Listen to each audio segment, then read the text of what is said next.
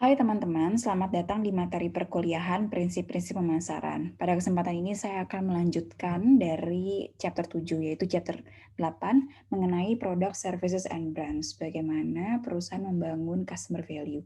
Kalau di chapter 7, teman-teman sudah familiar atau sudah knowledgeable tentang bagaimana perusahaan itu membangun atau menciptakan customer value. Nah, di chapter ini kita akan fokus untuk bagaimana perusahaan membangun customer value. Nah, ini adalah topik-topik pembelajaran. Pertama, teman-teman harus tahu apa itu produk, gitu. Karena building customer value itu adalah cara perusahaan untuk bisa mewujudkan customer value pada produk yang dijual. Nah, lalu yang kedua adalah kita harus bisa memutuskan level produk maupun jasa. Nah, kalau di chapter sebelumnya itu tidak ada penjelasan tentang produk dan jasa karena memang strategi STP itu bisa dilakukan pada produk maupun jasa. Nah, khusus untuk di building customer value itu ada perbedaan yang signifikan antara cara kita menjual produk maupun cara menjual jasa.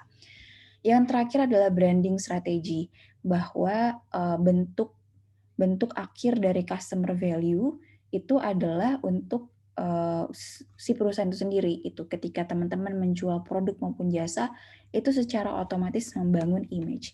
Nah, di sini kita akan belajar tentang strategi branding, gitu. Bagaimana membangun brand yang kuat dan juga sustainable. Oke, slide ini menjelaskan tentang apa itu produk. Pada dasarnya, segala sesuatu yang dijual oleh perusahaan itu bisa bentuknya produk, jasa, maupun pengalaman. Nah, produk di sini adalah segala sesuatu yang bisa ditawarkan ke pasar, yang bisa menarik perhatian, lalu juga dikonsumsi oleh konsumen untuk bisa memuaskan kebutuhan maupun keinginan. Sedangkan jasa ini agak berbeda dengan produk gitu. Jadi kalau jasa di sini adalah sebuah produk yang terdiri dari aktivitas, lalu juga manfaat dan juga kepuasan yang sifatnya itu intangible, tidak bisa berwujud gitu ya, dan tidak ada kepemilikan. Jadi misalnya kalau konsumen membeli produk itu ketika membeli dia ada kepemilikan pada produk itu. Tapi kalau services tidak, misalnya konsumen itu ke bank, dia tidak memiliki jasa bank itu, ya sudah dia hanya menggunakan gitu ya, dan juga merasakan satisfying their needs and wants dari pelayanan bank tersebut misalnya. Nah, yang terakhir adalah experiences. Ini bisa ada pada produk maupun ada services. Nah, experiences ini merepresentasikan apa yang dibeli pada produk maupun jasa yang akan dilakukan balik oleh konsumen. Misalnya ketika konsumen itu membeli kamera kecil yaitu GoPro misalnya. Kamera GoPro ini produk, tapi ketika dia membeli produk atau mengakuisisi produk tersebut, dia ada pengalaman gitu. Pengalaman untuk menggunakan produk tersebut dan dia sharing pengalaman itu, dan itu adalah faktor kepuasan dari produk itu sendiri. Dan itu adalah experiences ini adalah lebih ke ekspresi konsumen ketika dia menggunakan produk maupun jasa. Nah, selanjutnya klasifikasi dari product and services ini berdasarkan konsumennya. Pertama adalah consumer dan juga industrial products. Nah, ini adalah level of product. Nah, pada chapter 7 itu teman-teman sudah memilih atau menciptakan core customer value. Intinya core customer value itu adalah apa yang sebenarnya dibeli oleh konsumen. Nah, core customer value ini nanti akan diwujudkan pada actual product gitu ya. Misalnya teman-teman tuh jual buku. Pada dasarnya konsumen itu ketika buku catatan misalnya, lebih spesifik lagi. Konsumen itu ketika membeli buku catatan untuk apa sih? Untuk mencatat. Tapi itu dibenamkan lagi di aktual produk di mana ada desain yang berbeda. Karena untuk menciptakan kepuasan dari segi estetik misalnya. Lalu misalnya packaging yang mudah misalnya. Nah, itu menciptakan pengalaman konsumen ketika menggunakan buku yang nyaman. Lalu adalah fitur. Di sini mungkin kalau lihat buku catatan itu ada kalender gitu. Itu juga akan memberikan pengalaman pada konsumen untuk dia pengalaman yang memudahkan dia, sekaligus ini membedakan kita dengan kompetitor misalnya. Lalu yang keempat adalah level kualitas. Tentunya kita lihat kalau buku catatan itu ada yang kualitasnya pakai kulit misalnya ya, ada yang packagingnya kulit, ada yang packagingnya kertas, ada yang hardcover, dan lain-lain. Itu adalah level kualitasnya. Lalu juga ada nama brand gitu. Nah, ini adalah actual product, jadi betul-betul terlihat. Nah, actual product ini bisa diperkuat lagi sama augmented product, di mana ada fitur-fitur tambahan yang dikhususkan untuk memperkuat aktual produk gitu ya, dengan value yang lebih besar lagi daripada actual produk. Misalnya tentang cara pengiriman, misal gratis ongkir, terus bisa menggunakan credit card, terus misalnya ada garansi, ada produk support, ada juga after sale service. Jadi augmented product ini biasanya ditujukan untuk memperkuat gitu ya actual produk yang di sini, dan juga untuk memuaskan konsumen, terutama after sale service gitu. Nah, bagaimana sih si perusahaan itu memutuskan untuk mendesain gitu ya, mendesain level produk? Bagaimana dia mendesain actual produk maupun augmented product? Yang pertama, perusahaan itu harus tahu produk or services attributes yang bisa dikomunikasikan maupun mendeliver the benefits gitu. Benefit apa yang bisa ada pada attributes produk maupun services. Yang pertama adalah kualitas. Yang kedua adalah features, style, dan design. Nah, dari segi quality ini dibagi lagi. Bagaimana perusahaan ini bisa membangun level kualitas. Level kualitas ini akan mempengaruhi product positioning. Apakah produk ini tuh, misalnya yang tadi sebelumnya kita sudah familiar dengan positioning ini berdasarkan harga sama benefit. Nah, produk quality level ini akan menentukan bagaimana kesesuaian antara harga dan juga benefit. Lalu selanjutnya dari segi kualitas, itu adalah produk conformance quality. Jadi ini adalah kualitas produk yang bebas dari kecacatan dan juga performance yang yang konsisten gitu. Jadi antara produk yang ditawarkan dengan performa yang ditawarkan itu sebanding. Lalu dari segi features ini tuh lebih ke arah yang kayak tadi misalnya buku di sini ada buku catatan, ada kalender, ada misalnya kalau sekarang kita lihat bisa ada dompet dan lain-lain. Nah, itu adalah product features. Product features ini penting karena ini adalah alat untuk alat kompetitif gitu ya, alat yang bisa membuat ini tuh lebih unggul dari kompetitor dan juga bisa membedakan dari kompetitor. Jadi product features ini tuh dalam sebuah produk maupun jasa tuh harus ada. Itu apa sih keunggulan kita dari kompetitor? Bagaimana kita menilai product features? Ini juga berdasarkan keinginan dari konsumen dan juga berdasarkan resource dari company. Jadi misalnya ketika kita ingin menjual buku catatan, kita juga mesti memahami bahwa target konsumen kita tuh butuh nggak sih buku catatan yang ada dompetnya. Misalnya kita menarget konsumen yang mobilitasnya tinggi.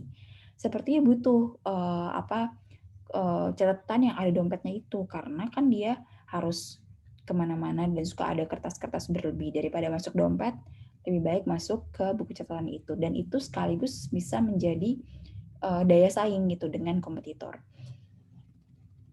Nah, product features yang selanjutnya itu adalah style, design. Style dan design ini pun mendeskripsikan bagaimana penampilan produk. Desain itu adalah lebih ke arah derajat kebermanfaatannya. Misalnya kita bisa lihat ini buku catatan deh konteksnya ya, buku catatan yang dari kulit sama dari hardcover itu dari segi style dan juga desain berbeda. Dari segi style yang kulit itu lebih terkesan vintage misalnya, itu namanya style. Lalu dari segi desain, usefulness-nya itu apa? Usefulness-nya apa? Dia itu mudah dibawa kemana saja. Dia tidak terlalu banyak memakan tempat, lebih tahan lama, dan lain-lain misalnya. Nah, itu contoh dari style dan desain. Nah, selanjutnya adalah brand. Brand itu adalah sebuah nama, tanda, simbol, atau desain yang mengidentifikasi perusahaan ini tuh namanya apa gitu. Jadi brand ini juga penting gitu. Brand ini adalah positioning dari sebuah perusahaan pada yang dibenamkan pada produk. Lalu selanjutnya adalah packaging, labels. Nah, ini juga kan bisa masuk masih ke actual product. Lebih ke packaging itu lebih ke arah bagaimana si produk itu dibungkus, sedangkan label itu brand itu tadi bisa dibenamkan di di produk. Nah, product line decisions gitu. Tentunya ketika kita mendesain sebuah produk atau menjual produk itu kan supaya bisa lebih berkembang, membangun relasi konsumen yang jangka panjang, kita harus mengembangkan produk gitu ya. Nah, ada namanya lini produk. Lini produk adalah sebuah kelompok produk yang punya hubungan yang dekat gitu. Karena fungsi dia itu sama, fungsi dia itu menunjukkan perilaku yang sama. Lalu bisa jadi ada beberapa kasus customer groups-nya itu sama. Nah, produk lain itu ada ukurannya. Ukurannya itu bisa line stretching maupun line filling. Contoh kasusnya gimana? Kalau line stretching itu kita bisa lihat produk yang berbeda jenis.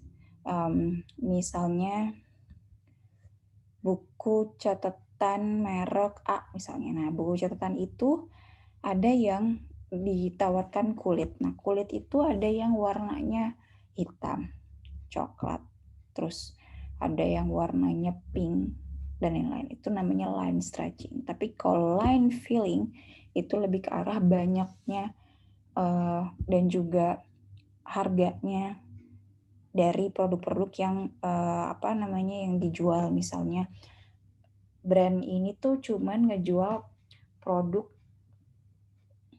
warnanya hitam misalnya kan ya. Misal brand buku catatan ini tuh hanya menjual buku catatan warna hitam. Tapi warna hitam ini itu ada yang tipenya ukurannya itu A4 terus A5 dan itu namanya line filling. Dan masing-masing juga kuantitasnya berbeda-beda di pendistribusiannya. Nah, lalu selanjutnya adalah product mix decision. Bagaimana sih kita bisa membuilding customer value itu berdasarkan campuran dari produk yang dijual gitu. Nah, jadi produk mix itu kita bisa lihat misalnya Wardah misalnya. Wardah itu kita misalnya tuh produk lain untuk yang sifatnya mencerahkan. Misalnya ya, produk mix itu kita bisa ukur dari segi lebar, panjang, kedalaman, dan juga konsistensi. Misalnya produk yang mencerahkan, berapa banyak sih produk yang mencerahkan itu, gitu ya? Ada yang mencerahkan dari segi lighting gitu, cuma nambah cahaya doang misalnya. Ada yang dia itu mencerahkannya itu lebih putih, atau ada yang mencerahkannya itu untuk membuat kencang dan lain-lain. Product mix length itu biasanya berapa banyak item yang dibawa oleh perusahaan pada produk lain situ. Misalnya produk Wardah untuk memutih, untuk mencerahkan.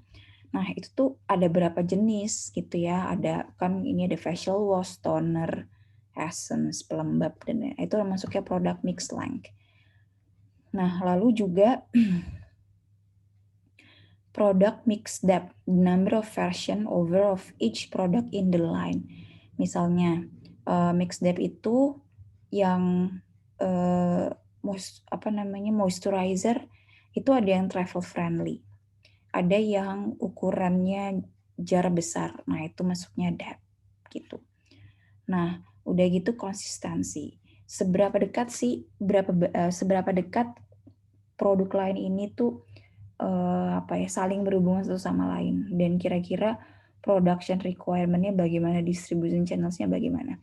Nah, ini konsistensi ini lebih ke arah bagaimana kita itu membuat produk mix dari segi lebar, panjang maupun dalam itu bisa sepadan, bisa jadi paket yang yang pada akhirnya bisa dinikmati oleh konsumen. Misalnya konsistensi ini kalau Wardah yang produk lighting, produk untuk mencerahkan tadi, itu konsistensinya dilihat dari apa? Dilihat dari desain produknya. Terus juga ingredients-nya misalnya. Semuanya untuk lighting, semuanya gitu ya, untuk mencerahkan. Terus juga termasuk ke apa? Brand ambassador-nya dan lain-lain. Pokoknya itu adalah parameter konsistensi. Nah, sekarang kita beralih ke jasa. Kalau tadi sebelumnya teman-teman sudah familiar dengan produk, sekarang kita pindah ke jasa. Kita harus memahami dulu karakteristik alami dari sebuah jasa. Pertama adalah intangibility, inseparability, variability, sama perishability. Kita selalu bandingin dengan produk supaya gampang diingat. Kalau di produk itu bisa kita lihat bentuk produknya, bisa kita rasakan, bisa kita raba. Tapi kalau pelayanan jasa, kita nggak bisa lihat pelayanannya tuh warnanya apa. Itu kan nggak ada yang tahu ya. Kita bisa rasakan di indera panca kita bagaimana. Yang ada kita itu hanya bisa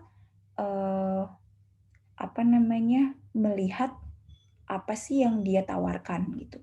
Jadi satu sisi dia intangibility, tapi service ini itu harus sepadan, dia tidak bisa dipisahkan dengan apa yang benefit yang ditawarkan. Misalnya kalau teman-teman itu pergi ke bank gitu ya, yang teman-teman lihat itu kan bukan hanya oh ini bank A, ya kita mendefinisikannya itu kan berdasarkan apa yang ditawarkan. Misalnya oh ini bank ini tuh bisa nih antrinya online, atau misalnya antrinya tuh panjang lama. Nah itulah, jadi yang namanya jasa itu tidak bisa dipisahkan dari bagaimana mereka memprovide jasa tersebut, kualitasnya bagaimana. Lalu yang kedua adalah perishability. Yang namanya jasa itu nggak bisa disimpan, nggak bisa digunakan kembali. Jadi tidak ada ownership dari konsumen terhadap si jasa ini. Dan yang kedua adalah variability. Jadi kualitas pelayanan itu sangat bervariasi gitu ya, tergantung siapa yang memprovide pelayanan ini. Dan itu juga bisa berubah-ubah dari segi waktu, di mana pelayanan bank di lokasi A sama lokasi B itu akan berbeda ya. Apa yang dirasakan konsumen itu akan berbeda. Jadi variability tinggi sekali. Nah, jadi sehingga karena karakteristiknya berbeda, perusahaan jasa itu tuh harus punya strategi yang berbeda dan juga strategi tambahan gitu ya, yang tidak ada di produk, di pemasaran produk. Nah, ini adalah additional strateginya. Saya akan jelaskan di slide berikutnya. Pertama adalah service profit change. Jadi kita itu kalau menentukan sebagai gambaran, kalau kita nentuin berapa harga produk itu gampang. Lihat aja bahan bakunya berapa, terus kita naikkan harganya. Tapi kalau misalnya jasa itu nggak bisa seperti itu. Dia terhubung dengan profit change gitu ya, bahwa profit itu didapat dari internal service quality. Seberapa bagus sih kualitas service atau kualitas SDM-nya. Lalu juga employee-nya, bagaimana nih productivity dari employee-nya. kemampuan employee untuk memuaskan. Lalu juga value yang ditawarkan, great service value. Lalu juga membangun loyal konsumen. Lalu juga membangun jasa atau perusahaan yang profitnya bagus dan juga bertumbuh. Nah, jadi kalau di produk itu kita membuat profit tuh dengan cara apa? Membuat produk sebanyak-banyak, atau misalnya membuat produk bervariatif, menaikkan harga produk dan lain-lain. Nah, kalau di jasa itu kita sangat bergantung pada providernya. Siapa nih yang memprovide jasa? Kalau kita ternyata punya employee yang bagus dan juga bisa membangun loyal konsumen, ya otomatis jasa yang ditawarkan akan banyak dan otomatis profit yang datang ke perusahaan juga banyak. Jadi cara berpikirnya berbeda gitu dengan kita menjual produk. Lalu internal marketing. Tentunya kalau di sini ketika kita menjual produk gitu ya, kita fokus nih bagaimana produk ini bisa bagus, bisa tidak minim cacat, terus dan lain sebagainya. Tapi kalau misalnya kita menjual jasa, itu harus berorientasi pada internal marketing, di mana provider itu harus bisa melakukan kontak dengan konsumen dengan baik, memotivasi misalnya, lalu juga mensupport pelayanan dengan baik gitu. Work as a team. Jadi internal marketing itu harus kuat kalau pada jasa. Nah, ini ada sebuah quotes yang bagus menurut saya. Internal marketing must precede external marketing. Jadi kalau di dalamnya sudah bagus, kualitas organisasi sudah bagus, itu akan terpancar gitu di pelayanannya. Seperti itu. Nah, yang terakhir adalah additional strategy. Ini adalah interaktif marketing. Bagaimana kualitas pelayanan yang tergantung, yang bisa saja pada akhirnya nih, bisa membedakan kualitas pelayanan, terus juga kualitas dari membangun service quality dan juga productivity-nya. Jadi interaktif marketing kita kalau perusahaan jasa itu sangat bergantung pada employee, gitu ya. Untuk perusahaan jasa, jadi bagaimana memanage service differentiation? Pertama, kita harus menawarkan fitur yang berbeda, ya kan? Kalau produk fitur tadi kita sudah tahu apa sih yang mengunggulkan, sama aja sebenarnya perspektifnya sama yang produk. Terus juga bisa mendeliver perbedaan fitur yang distintif itu sehingga konsumen itu ngerti, kan konsumen itu dia itu puas gitu dengan pelayanan kita. Dan terakhir adalah image. Kita bisa lihat jasa, misalnya tuh pesawat Garuda sama pesawat yang murah tuh kayak misalnya Batik Air, itu kan image-nya beda. Karena simbolnya beda, brandingnya beda, distinctive features-nya beda, dan lain sebagainya. Nah, seperti itu gambarannya. Lalu untuk service firms, keberlangsungannya itu adalah kita memanage kualitas pelayanan, karena kalau di produk competitive advantage-nya apa? Ya di produk itu sendiri. Lebih ke channel-nya banyak ya kalau di produk tuh. Nah, tapi kalau di jasa, competitive advantage dia adalah lebih kualitas pelayanannya. Dan itu harus konsisten dan juga bisa lebih baik dari kompetitor. Misalnya lalu juga interaksi dengan konsumen dan juga employee-nya untuk managing service productivity. Nah, jadi kalau di produk, aktivitas yang terus-menerus dilakukan adalah memperbaharui produk gitu ya, memperbaharui atau menambah produk baru, mengembangkan produk baru untuk konsumen yang baru. Tapi kalau di service productivity-nya apa? Bukan ke arah kita mengembangkan produk baru dan lain sebagainya, tapi lebih ke arah recruiting. Kita lebih merekrut employee yang sesuai dengan zaman, misalnya sesuai dengan produk. Misalnya kita bisa lihat apa ya, misalnya pelayanan kesehatan gitu, pelayanan kesehatan, atau gini nih, misalnya ini itu fitness khusus untuk wanita, tapi kita ingin nambah ke lansia, otomatis, dalam, apa namanya, dalam productivity-nya adalah kita harus merekrut yang ahli untuk mengajari, senam untuk lansia misalnya, mungkin yang komunikasi apanya bagus dan lain sebagainya. Nah itu hiring, training strategis itu menjadi, rutinitas gitu ya untuk yang services productivity, untuk yang perusahaan jasa. Nah, branding strategi. Branding strategi itu adalah bagaimana kita membangun brand. Pertama dimulai dari brand positioning, ini jelas sudah dilakukan pada STP, bagaimana kita itu mendefinisikan atribut, benefit, dan juga belief dan value dari perusahaan. Pas awal-awal perusahaan itu berdiri juga ini brand positioning.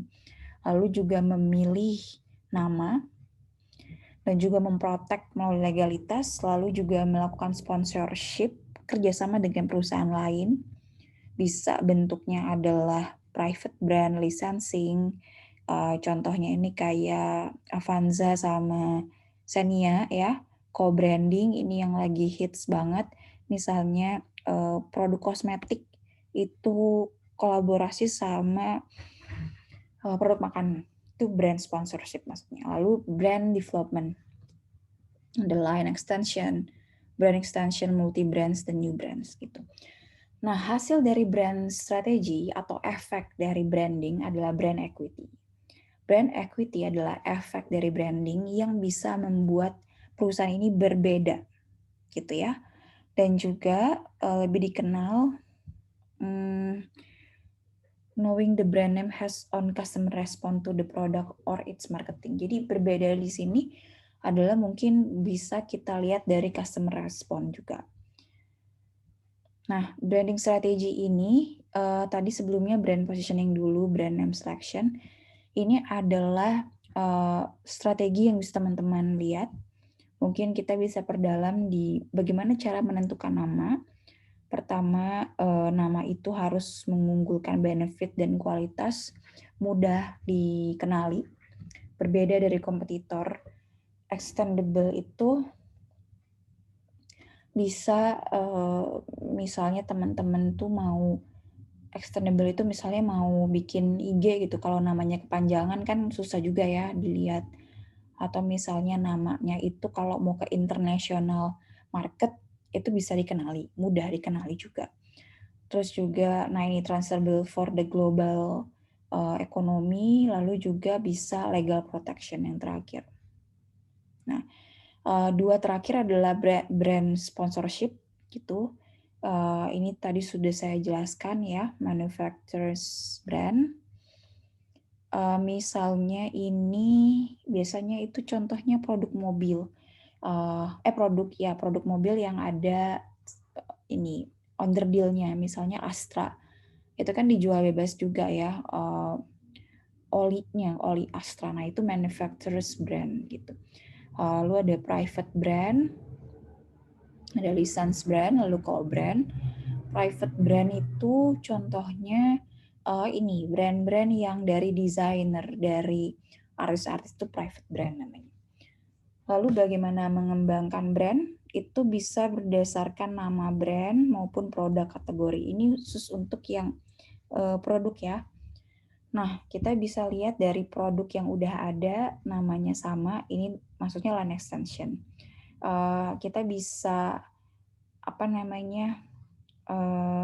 menambah produk baru, tapi misalnya ya tadi kita sudah belajar tentang produk line, ini maksudnya adalah ke line extension. Lalu kalau ada kategori produk baru, tapi brandnya itu masih sama, ini namanya brand extension. Misalnya, Wardah itu punya produk di segmentasi pasar yang ini ya, yang premium misalnya. Tapi namanya masih sama, Wardah. Nah, dia ada ada produk kategori baru, misalnya kalau nggak salah Kristalur, kalau nggak salah Wardah Premium lah istilahnya. Nah, itu new, itu namanya brand extension. Nah, kalau misalnya benar-benar baru, produknya baru, produk kategori baru, dan juga namanya baru, ini new brands. Tapi kalau misalnya kita masih menjual produk yang sama, tapi brandnya berbeda, nah itu misalnya ke arah multi brands. Contohnya Wardah dan Emina. Di Emina itu ada produk yang existing ya, dia segmentasi pasarnya kita bisa bagi berdasarkan benefit, misalnya sama-sama untuk mencerahkan. Tapi juga, salah. Ini contohnya multi brands ini kurang lebih bisa seperti itu ya. Multi brands itu misalnya produk kategorinya existing tapi brand name-nya baru. Nah, mungkin saya akan jelaskan di minggu depan ya. Google Meet kita tatap muka, karena saya harus belajar lagi multi brand seperti apa, takutnya saya salah menyampaikan. Oke, demikian presentasi chapter 8. Semoga bermanfaat dan selamat belajar, semoga sehat selalu. Sampai bertemu minggu depan.